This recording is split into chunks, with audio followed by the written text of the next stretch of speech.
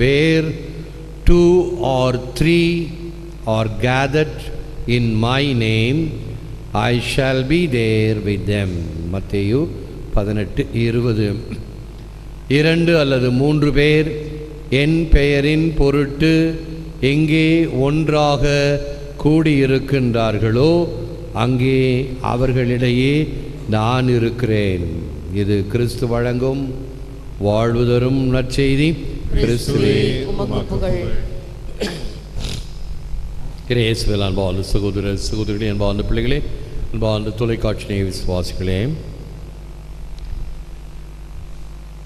தனித்திருக்கும் போது அவரது குற்றத்தை எடுத்து காட்டுங்கள். மத்தேயு 18:15. நேற்று அல்லது நேற்று முன்தினம் நினைக்கிறேன், இயேசுவை பற்றிய ஒரு விலாவாரியான புத்தகம், Jesus the CEO, the chief executive officer என்று ஒரு புத்தகத்தை பற்றி சொன்னேன்.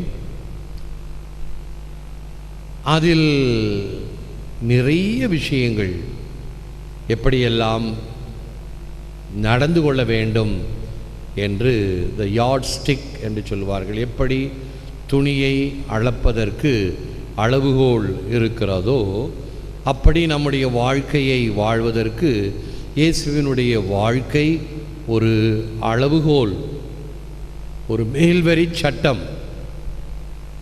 ஆகவே அவர் பாருங்கள், பல சமயத்தில் அவருடைய பண்புகளை அலசி பார்த்தோம் என்றால் இந்த விழுமியங்களை அவர் கடைபிடிக்கிறார்.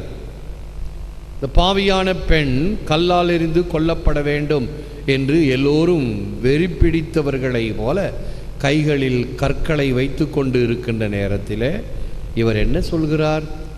எவன் ஒருவன் குற்றமில்லாமல் இருக்கிறானோ அவன் முதல் கல் எறியட்டும் என்று ஒவ்வொருவருக்கும் தங்களுடைய மனதை அலசி ஆராய்ந்து சிந்திப்பதற்கு வாய்ப்பு கொடுக்கிறார்.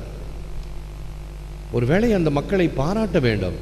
அதெல்லாம் கிடக்குது போ, நாங்கள் செய்கிறது தான் செய்வோம் அப்படின்னு இந்த காலத்து மனநிலை அப்பொழுது இல்லை.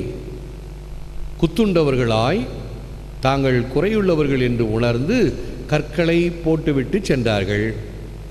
எஞ்சி நிற்பது இயேசுவும் அந்த பாவியான பெண்ணும்.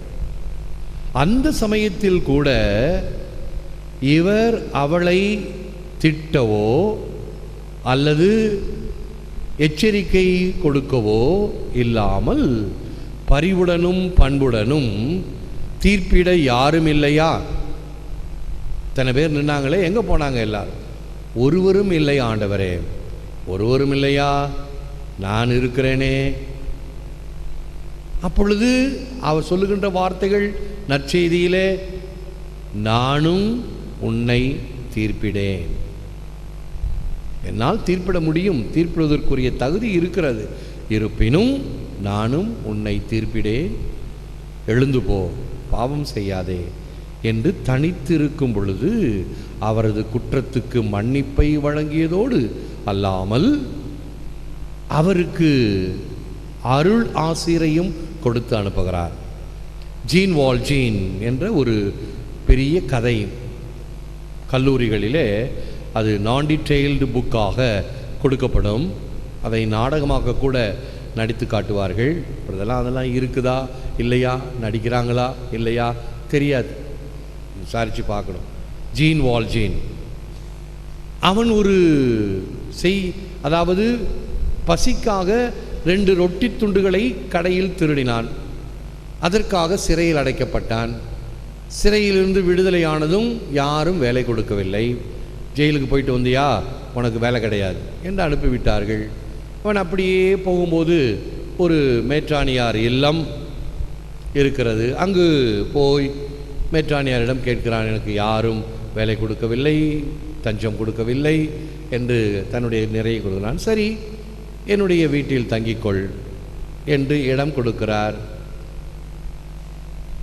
அவனுக்கு இருக்கக்கூடிய அந்த குற்ற உணர்வு படி, சரி இந்த மேற்றாணியார் எனக்கு எத்தனை நாள் இடம் கொடுத்துட போகிறார், 1 நாள் 2 நாள், பிறகு எப்படியாவது நான் பிழைத்து கொள்ள வேண்டும் என்று சொல்லி அந்த கோவிலில் இருக்கக்கூடிய விலை உயர்ந்த இந்த மெழுகுதிரி ஸ்டாண்டுகள், மற்ற பொருட்கள் எல்லாத்தையும் மூட்டை கட்டிட்டு ராத்திரி கிளம்பிடுறான். வழியில் போலீஸ் பிடிச்சி பார்க்குறான், எல்லாம் கோவில் பொருட்கள்.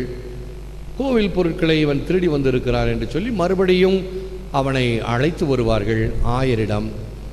ஐயா, இந்த பொருட்கள் எல்லாம் கோவில் பொருட்கள், இவன் இரவிலே இதை மூட்டை கட்டி கொண்டு போவதை பார்த்தோம், ஆகவே கொண்டு வந்தோம் என்று சொன்ன பொழுது அந்த நேரத்தில் அந்த ஆயர் சொன்னார், இல்லை, இவைகளெல்லாம் பழைய பொருட்கள், தேவையில்லாத பொருட்கள், நான் தான் கொடுத்தேன், அவன் போய் பிழைத்து கொள்ளட்டும் என்று சொல்லி காவலர்களை அனுப்பிவிடுவான். இந்த இரக்க செயலும் மன்னிப்பும் அந்த காவலர் முன்னால் காட்டிக் கொடுக்காமல் மறுபடியும் அவன் ஜெயிலுக்கு போயிருந்தால் அவனுடைய வாழ்வு ஒரு பெரிய குற்றவாளியாக மாறியிருக்கக்கூடும். இத்தகைய மன்னிப்பு அவனுக்கு மனமாற்றத்தை கொடுத்தது மட்டுமல்ல, கடினமாக உழைக்கிறான், தன்னந்தனியனாக உழைக்கிறான். தனக்கு சுகம் என்று எதையும் நாடாமல் பாராமல் உழைத்ததினால் அந்த டவுன், அந்த நகரத்தினுடைய மேயராக மாறுகிறான் ஜீன் வால்ஜேன். அந்த மன்னிப்பு என்ற ஒரு செயல் அவனுக்கு கொடுத்த ஒரு புதிய வாழ்வின் மாற்றம் என்று அந்த பெரிய கதை. ஆக இவைகளெல்லாம் நமக்கு எதை காட்டுகிறது? Lose anything to possess God. கடவுளை நீ பெற வேண்டுமா? நீ மற்றவர்களை இழக்க வேண்டும். உன்னுடைய நேரம், உன்னுடைய வசதி வாய்ப்பு, உனக்கு இருக்கக்கூடிய பல வகையான கேளிக்கை நேரங்கள்.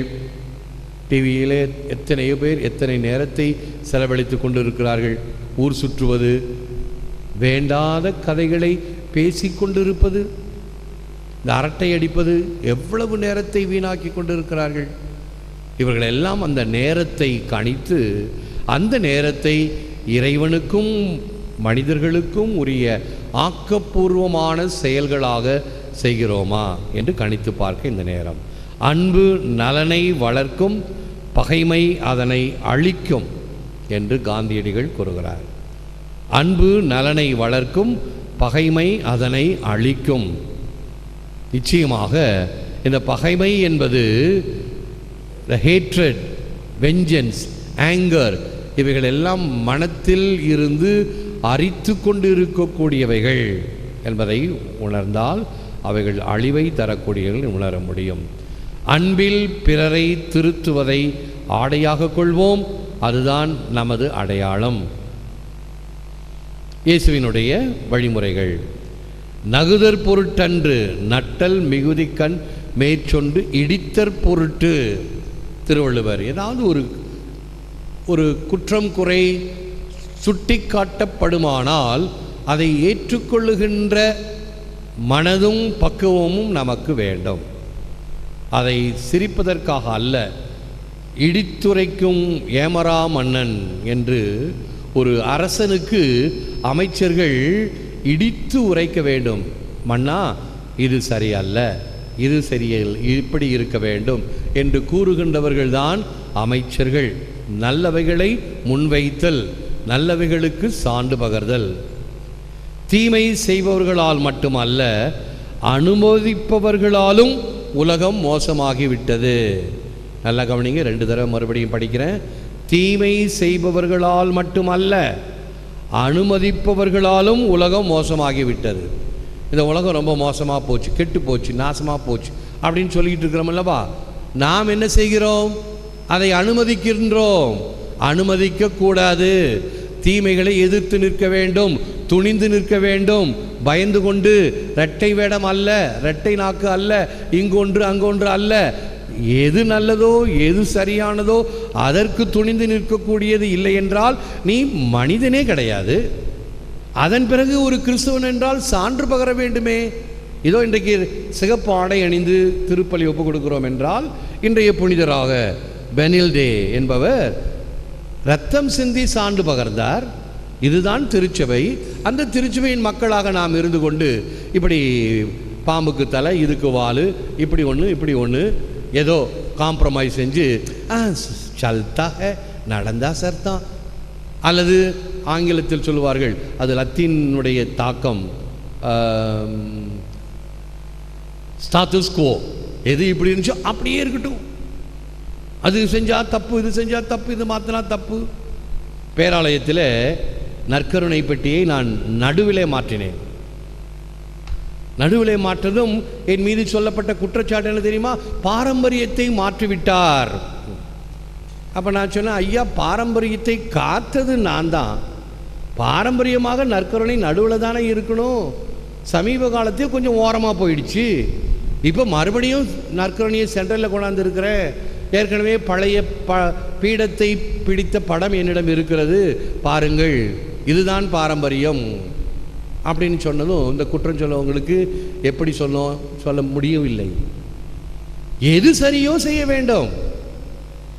வாழ்ந்தாலும் ஏசும், தாழ்ந்தாலும் ஏசும். இப்படின்னா இப்படி ஒரு 10 பேர் இப்படி ஆமாஞ்சாமி போட்டால் ஆமாஞ்சாமி, ஒரு 10 பேர் இப்படி போட்டால் ஆமாஞ்சாமி. ஆமாஞ்சாமிக்காக அல்ல,